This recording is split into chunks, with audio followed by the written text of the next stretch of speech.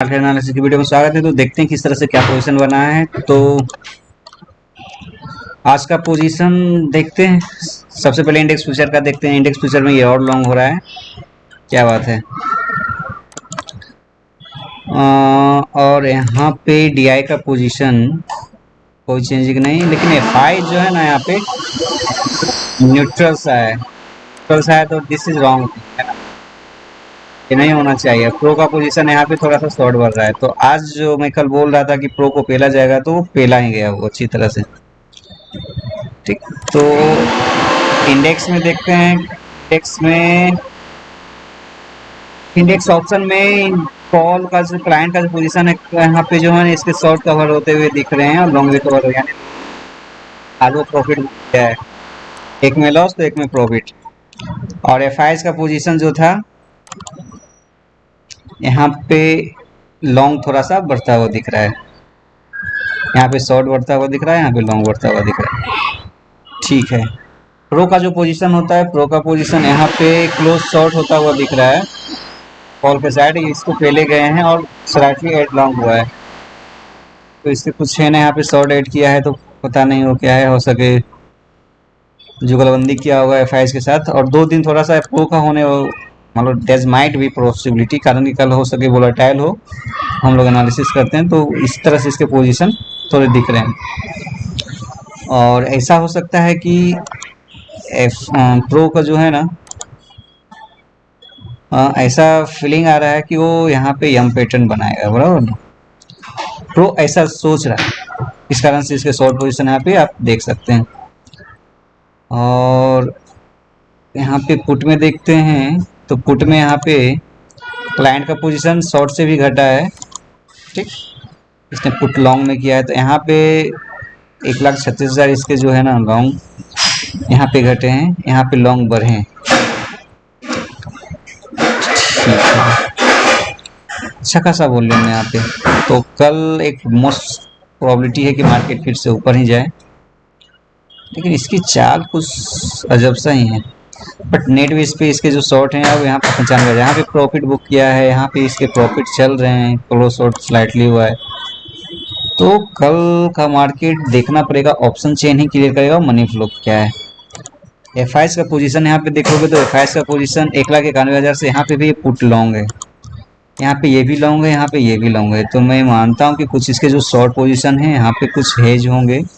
But net base पे उसके बावजूद भी इसके बहुत ज़्यादा पोजीशन है, तो बहुत ज़्यादा पोजीशन है, तो वो पोजीशन को देखना पड़ेगा कि कहाँ पे क्या पोजीशन इसने हेल्ड किया है। तो वो मनी फ्लो से ही आइडिया मिलेगा, कारण कि यहाँ पे ज़्यादा तो वॉल्यूम है नहीं, बट मनी फ्लो क्या बोलता है उसके हिसाब से हम लोग इसको ट्रैक कर सकते हैं। तो प्रो का पोजीशन देखो, तो प्रो का पोजीशन यहाँ पे पुट शॉर्ट में आ रहा है।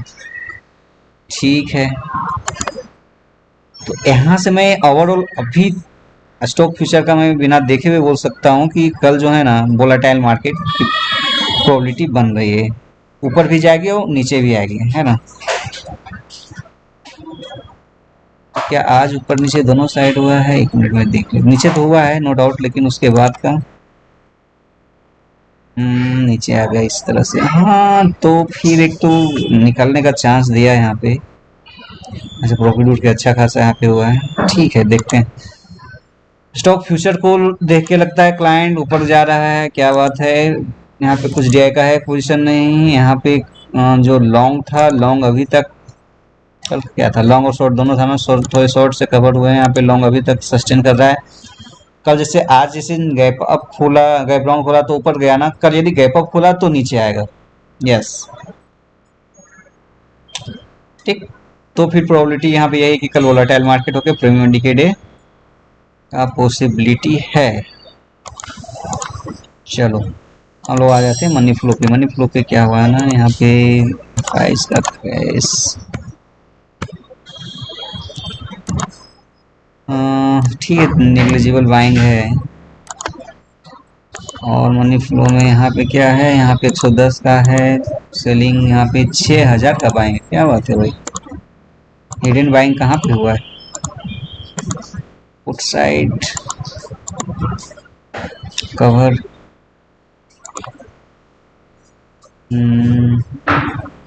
एक मिनट, थोड़ा सा इसको मुझे ऑप्शन की बात है, एक मिनट, फ्यूचर में क्या है, कोई खास ज़्यादा है नहीं, ठीक है। ऑप्शन ऑप्शन की जो बात है तो ऑप्शन में हम यहाँ पे 15 शॉर्ट है, उसके हिसाब से लॉन्ग है, तो इन द मनी लॉन्ग होगा यहाँ पे, तो उससे शॉर्ट पोजीशन और ओटीएम पे होंगे। वहाँ पे जाने के बाद उससे प्रॉफिट, ओटीएम नहीं but deep in the money call में होंगे, बट पुट में यहाँ पे है तो उसको न्यूट्रल कर रहा है, तो शॉर्ट इन द मनी होंगे, है ना। तो इस तरह का पोजीशन जो दिख रहा है,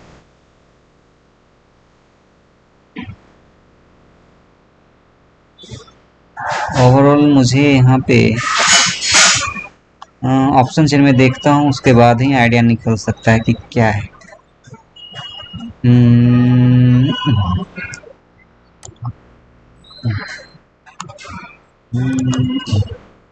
ओके, यहाँ पे जो 17,500 का जो पोजीशन था, यहाँ से निकला है, यहाँ पे पोजीशन, यहाँ पे एफ के भी पोजीशन थे, तो कॉल शॉर्ट से निकला है, तो वहाँ पे कुछ इन द मनी जो पोजीशन था तो उसके वहाँ पे कवर होते हुए दिख रहे हैं, तो वहाँ पे पॉजिटिव दिख रहा है।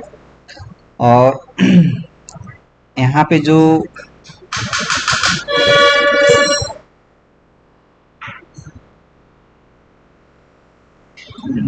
साइड में शॉर्ट का ऑप्शन नहीं, साइड में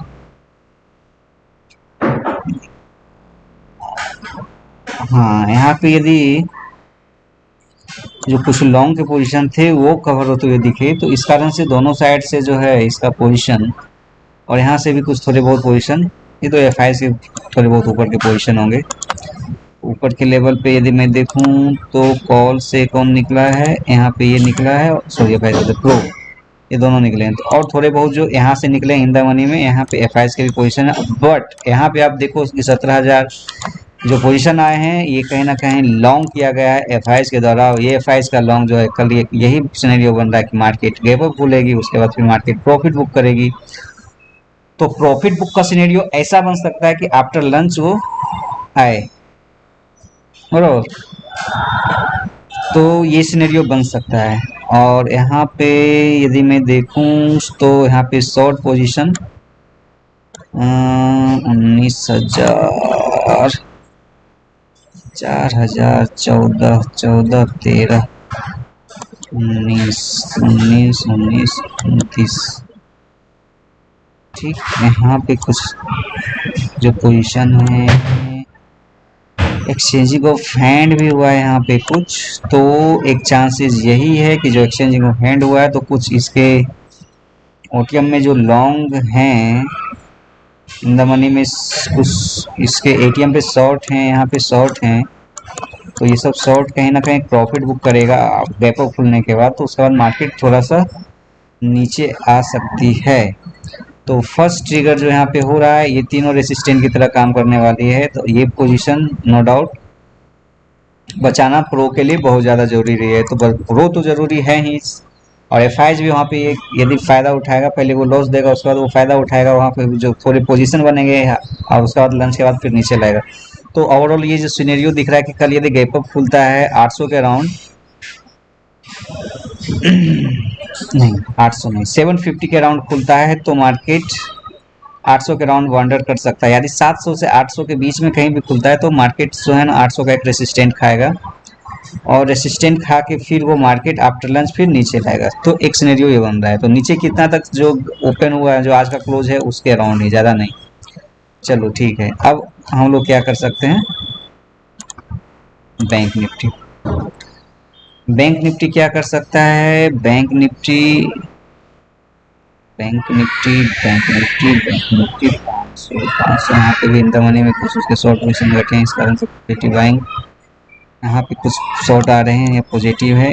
ऊपर के लेवल में कोई खास कॉन्फिडेंस नहीं दिख रहा है, नीचे के लेवल पे काफ़ी कॉन्फिडेंस दिख रहा है, but there is confidence of the F का जो कॉन्फिडेंस दिख रहा है, तो एफ का पोजीशन यही है कि कल यदि गैप अप खोला तो उसके बाद आफ्टर लंच फिर यदि प्रॉफिट बुक किया तो मार्केट को नीचे लाएगा, तो ओवरऑल सिनेरियो यही बन रहा है जो निफ्टी का बन रहा है। तो यहाँ ये क्या कर सकता है मार्केट में कि ये मार्केट को ज़्यादा नहीं 200 पॉइंट ऊपर खोले, ठीक, 29,100, 200 के राउंड जाके मार्केट, ठीक, बराबर 29, 100, 200 तो बहुत मैं ज़्यादा बोल रहा हूँ।